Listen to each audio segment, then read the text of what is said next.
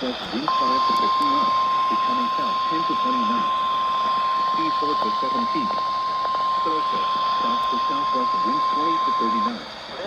Speed 8 to 14 feet. Thursday night, west to southwest wind 10 to 20 knots, becoming west to northwest. Speed 7 to 12 feet. Automatically activated to warning.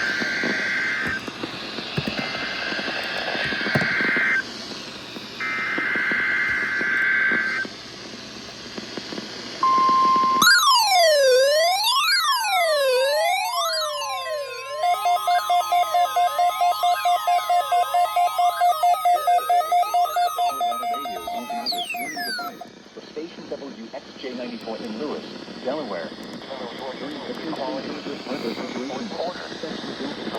Automatically activated to warn of the impending hazard. Tests of the signal are normally conducted by the National Weather Service in Mount Holly, New Jersey, every Wednesday between 11 a.m. and noon. Atlantic coastal waters from Manasquan Inlet, New Jersey to Cape and Logan, Delaware out 40 nautical miles, and all of Delaware Bay. Especially the ones along shore, will vary at any given location.